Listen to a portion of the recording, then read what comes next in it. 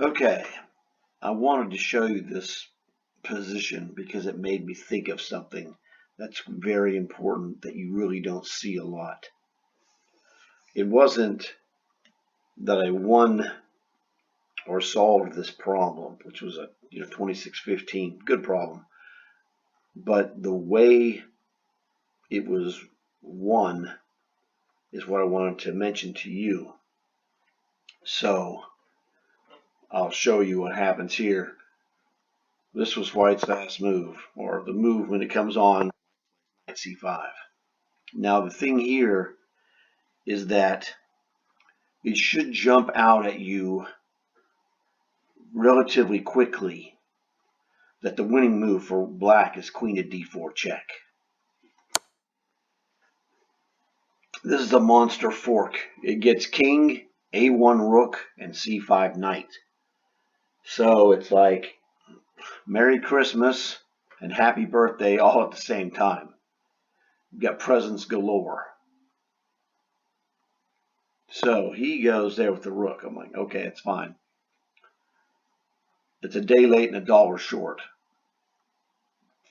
So what happens is you really cannot take this rook or this knight because the reprisal attack of queen to f7 check is just nasty.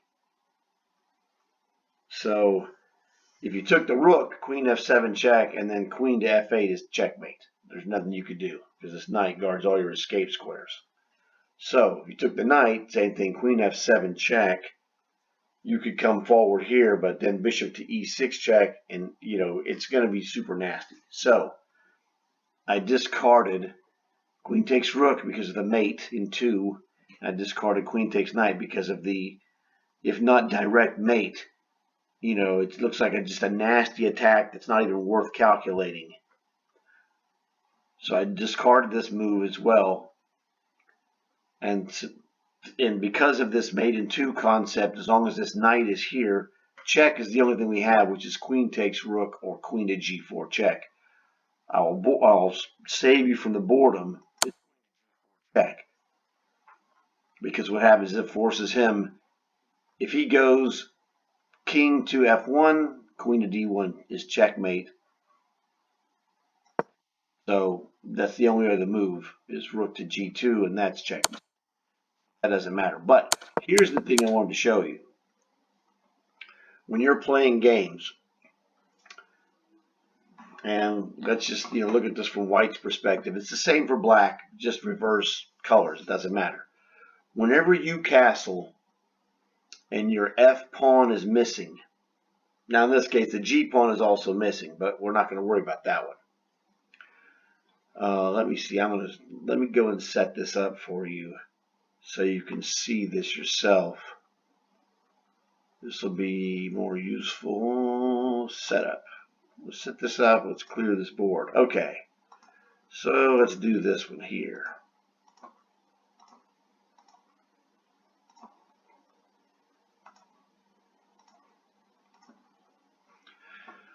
So sometimes you'll be in a position yourself where you have to play, you're white and you play f4. And then black plays a move. And if you look at good players who play games, you'll see this move, king h1. And a lot of times you'll look at it and think, wow, why did he play king to h1? Well, you saw why on that problem. On that problem, black came in and laid a queen to d4 check.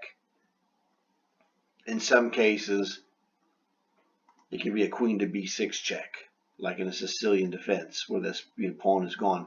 So this kind of position occurs in a Sicilian defense, but so you don't normally get queen to d4 check necessarily, but you can get this forking queen check, which is really annoying,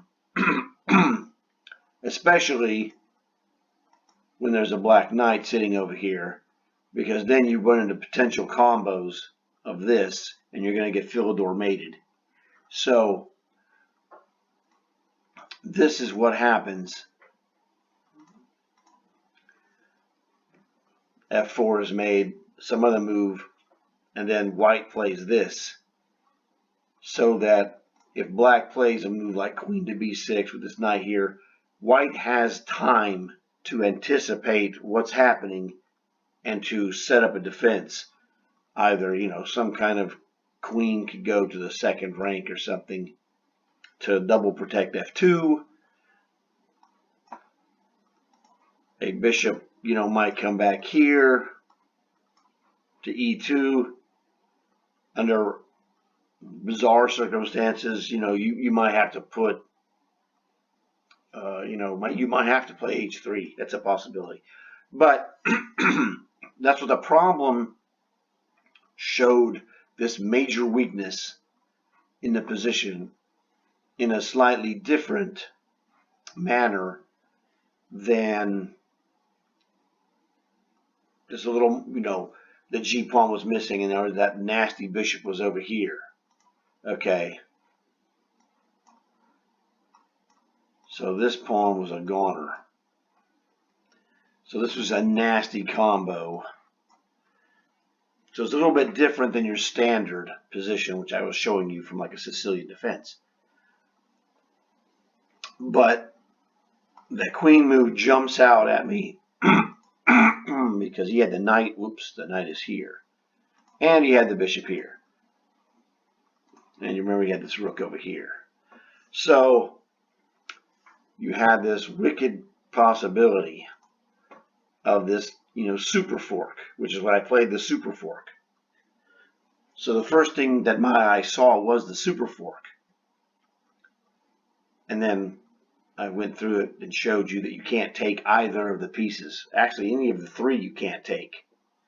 Now, you might have to take the bishop. Probably not. I didn't really look at the bishop take, but so that was the thing that motivated me to mention this to you, because when you're playing these things, if you're going to push that F pawn to attack in a position of, let's see, now how do we, I don't know, we can do it this way. Okay, so if you have, this kind of, I don't know, let's just go for something that's just more basic, just to give you the same idea. Okay, well, let's just make it super easy. Okay, you see a move like king to h1.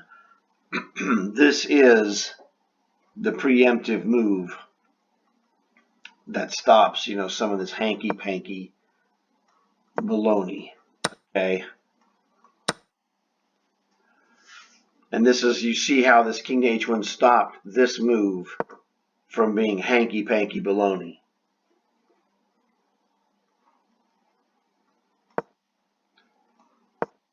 A little bit better if we play this first and then this. Now this move would be more dangerous if this king is on g1, because this knight is pinned. If you use the bishop, you could go back with the knight, but you're going to run into e5. Okay. This is the reason why white played king to h1, is because in a Sicilian defense, this queen to b6, especially with your knight on d4, this is a tactic that occurs if you don't pay attention and go to sleep and just play moves like a robot. All right? You're like, oh, I'm doing okay. Bam, queen to b6. You're like, uh-oh. Because you're forced in that bad situation. You'd be forced, knight here isn't going to cut it. Knight to e2 is going to run into e5 and you lose if your king's on g1. You're going to be forced to probably play bishop to e3 and then queen takes b2, attacking this free knight. So now this other knight is inconvenient. So he's going to win a pawn off of this business. This is what happens when you play king h1. Queen to b6 is I don't care. I don't know. Let me do this. Just one possibility. Okay, knight to b3. This occurs in different variations of the Sicilian. And you just have a regular game. It's no big deal. They're going to play queen to e2 and then bishop to e3 and kick that queen back. No big deal. So, in games, when you see This F pawn is advanced and king to H1, or in black's case, F pawn advanced, king to H8, same business. This is to stop that tactic that was showcased in that problem. So this is that tactic explained to you. Now you know about it. Don't let people catch you with it. So, hope you enjoyed this video. Like it, comment, tell me how great this was, because it is great, actually. It'll help you save games. Subscribe so you get more of these awesome ideas. I learned this stuff from playing tournaments, man. I'm just telling you. You guys know what to do. I'll talk to you later.